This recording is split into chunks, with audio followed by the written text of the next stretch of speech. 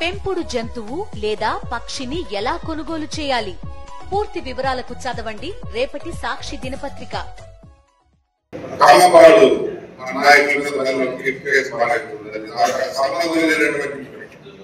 అక్రమంగా కేసు పెట్టి అడిగితే పోలీసుల్ని మేము అది ఎంక్వైరీ చేసి తీసేస్తామంటే ఎవరన్నా మాకు కంప్లైంట్ చేసినప్పుడు కేసు కట్టాలి కదా.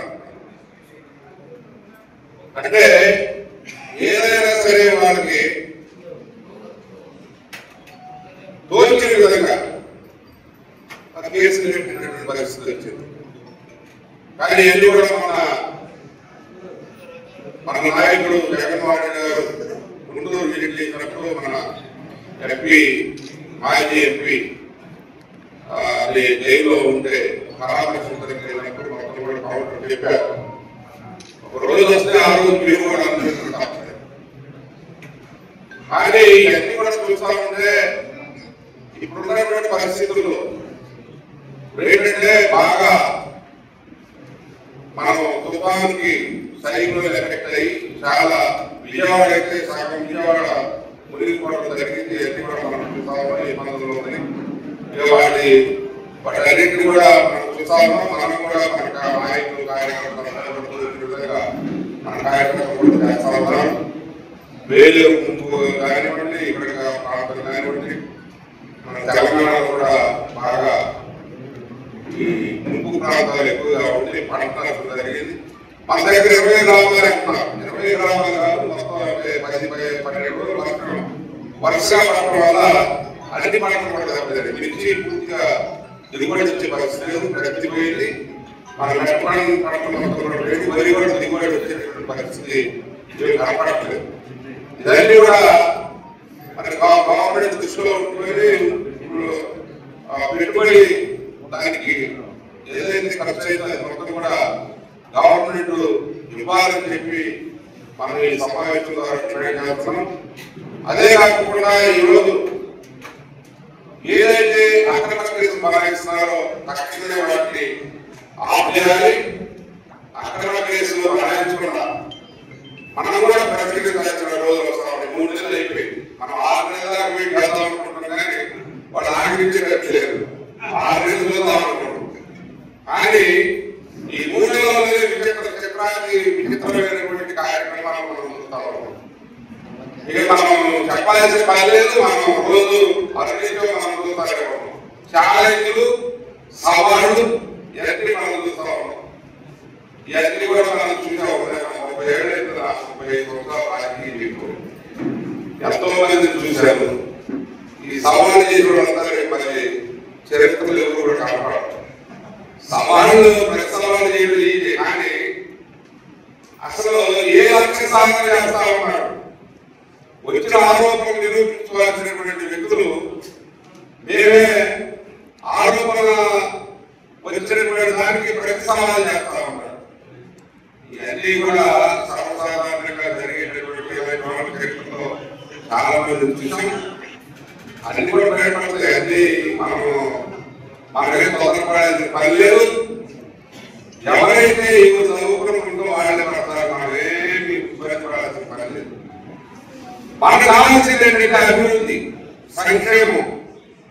ఏదైతే వీళ్ళు సంక్షేమ కార్యక్రమాలు సూపర్ 6 అని చెప్పారో వాటిని మనం అడుగుతా ఉన్నాం. క్యాలెండర్ ఎప్పుడు ప్రకటిస్తారు, ఏ డేట్ నుంచి ఇస్తారు, ఏ డేట్ నుంచి మీరు సూపర్ 6 హామీలు మరి ఏ విధంగా నిధులు సమకూరుస్తారు, బడ్జెట్ ఏంటి, దీనికి ఆదాయం ఏంటి, వ్యయం ఏంటి, ఏ విధంగా వ్యయం చేస్తారు, ఈ చెప్పని గతంలో అడిగాను. మళ్ళీ కూడా మనం అడిగేది అదే. ఇప్పుడు 3 నెలలు 100 రోజులు దగ్గరకు వస్తాయి. 100 రోజులకైనా ఇప్పటికి కూడా ఒక ప్లాను ప్రణాళిక లేదు. సరే మీకు ఎక్కడ ఆదాయం అది కూడా చెప్పాలి కదా. ఆదాయ ఖర్చు చేస్తామని చెప్పారు. ఆయనే చెప్తారు ముఖ్యమంత్రి గారు, సీనియర్ నాయకుడు. ఒకప్పుడు రోసి గారు చెప్పారు, ముందేమో అన్ని గుప్పించాడు హామీలని, ఇప్పుడు వచ్చేమో మీరే ప్రజలు ఆలోచించాలి, అర్థం చేసుకోవాలని చెప్తున్నాడు అని చెప్పి ఆ రోజు రోసి గారు అన్నారు. మరి ఈ రోజు మన రోసి గారిని మనం చూస్తా ఉన్నాం. వాట్సాప్ లో చూస్తే రోసి గారు చాలా సేమ్ రిపీట్ అవుతుంది. ఈయన అలవి కాని అసలు అమలు చేయలేని హామీలన్నీ కూడా ఇచ్చేశాడు. కాబట్టి 18 సంవత్సరాలు నిన్న ప్రతి మహిళకి 60 లోపాల మొత్తానికి కూడా నెలకు 1500 ఇస్తున్నాడు.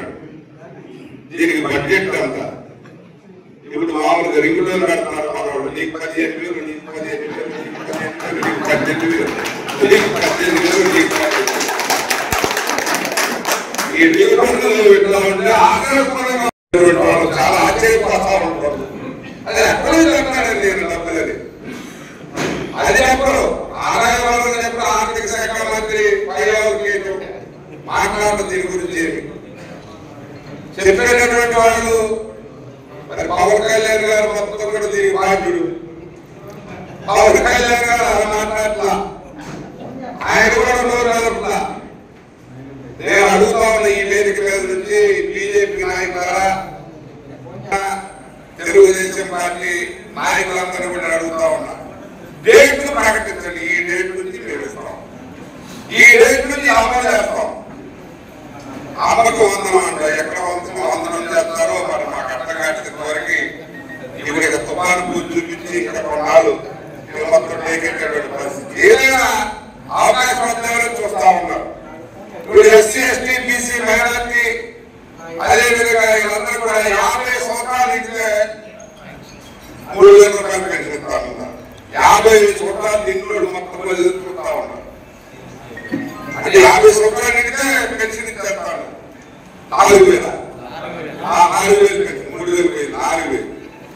ఈ డైరెక్ట్ కూడా మనం మరి నెలకు 4,000 రూపాయలు వస్తాయని ఎదుర్కొంటా ఉన్నారు. మహిళలు 1,500 ఎదుర్కొంటారు. అదేవిధంగా విద్యార్థులు 1,500 తల్లిదేమో మాకు ఎప్పుడు వందనం పెడతారు, ఎప్పుడు నమస్కారం పెడతారు, తల్లికి వందనం అంటారు. ఎప్పుడు చేస్తారో తెలియదు. రేపు ప్రకటించినా దాని గురించి మాట్లాడతా. నాకేంటి ప్రకటించలేని ముందు భయం వేస్తున్నారు అసెంబ్లీలో. అదేవిధంగా 20 లక్షల ఉద్యోగాన్ని కూడా ప్రకటించాల్సినటువంటి అవసరం ఉంది. అదేవిధంగా 3,000 అని చెప్పి అమలు చేశారు. ఇవన్నీ అక్కడ పెట్టి అసలు ఆరోగ్యశ్రీ అమలు లేదు, డబ్బులు పే చేయలేదట. ఎక్కడ పోయినా డబ్బులు ఉన్నటువంటి వాళ్ళు చాలా ఇబ్బంది పడతా ఉన్నారు. ఆసుపత్రులు, కార్పొరేట్ ఆసుపత్రులు తీసుకోవట్లేదు. విద్యకి సరైనటువంటిది లేదు, వైద్యానికి సరైనటువంటిది లేదు. 100 రోజులు వస్తుంది. వాటి గురించి మాట్లాడుకోకుండా ఏయో నిందలేయడం, అవి తుఫాను కొట్టుకొచ్చినటువంటి పడవలను పట్టుకొని అంటే తుఫాను ఆ పడవకు కూడా ఏదో రిమోట్ పెట్టి చేశారు. ఇల్లు తగలుతుంది. అంగరేటు కరెక్ట్ వేయలేదు, పొరపాటు జరిగిపోయింది, వరద వచ్చింది. ఆ ఫ్లడ్ లో కొట్టుకొచ్చే కావాలని వైఎస్ఆర్సీపీ ఇరిగేషన్ మంత్రి అంటాడు. మరి ఆయన డాక్టర్ అంటారు. మరి ఆయన కనీసం కావాల్సింది వరద ఎప్పుడు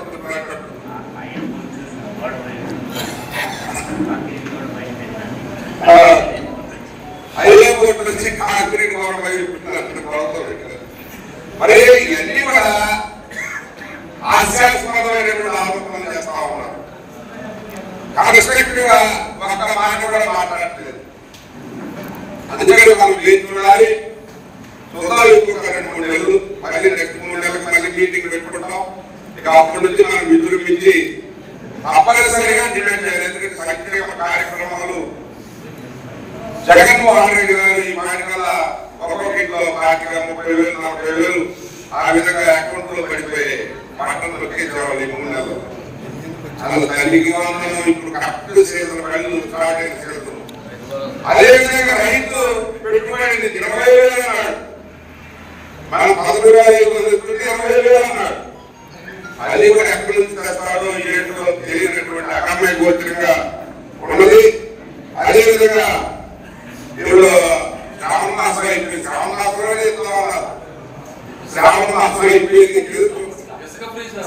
ఇసుక ఫ్రీ అంటే ఇసుక ఫ్రీ అనేది ఇప్పుడు 10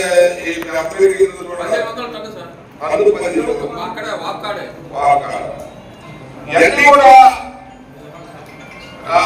ఏదో అల్లాహుద్దీన్ పాము పట్టాలంటూ చూపించారన్నమాట. ఏమి లేదు. అల్లావుద్దీన్ అద్భుతం మీ చేతిలో ఉందా? ఏమి లేదు కదా. నేను మాయల ప్రక్రియ మాత్రమే ఉందా? ఈ దగ్గర ఏమీ లేదు.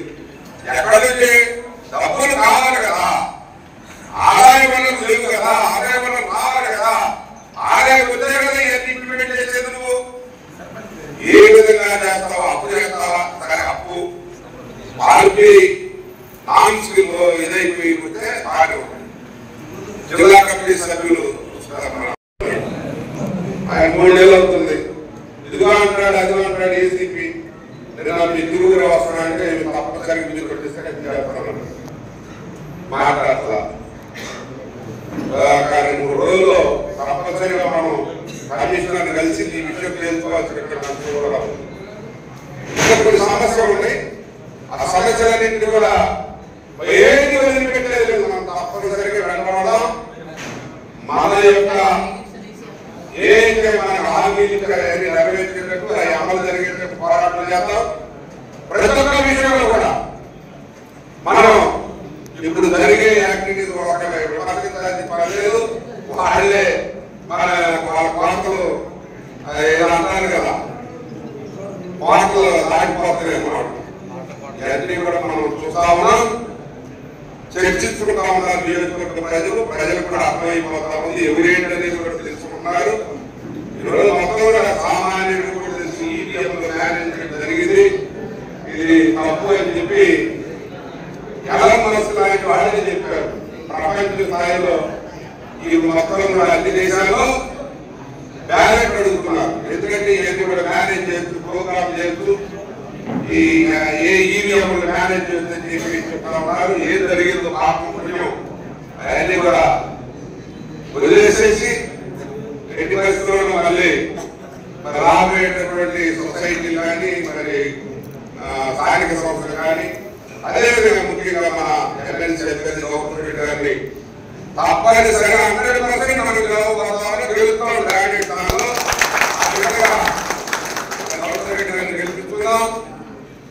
ఓట్లు చేర్పించే అంశం ఇవన్నీ కూడా మనవాళ్ళు వివరిస్తారు. తప్పనిసరిగా వీటన్నింటిని కూడా మనం మరి కూలంకషంగా చర్చిద్దామని చెప్పి తెలియజేసుకుంటూ ముందుగా మన టౌన్ పార్టీ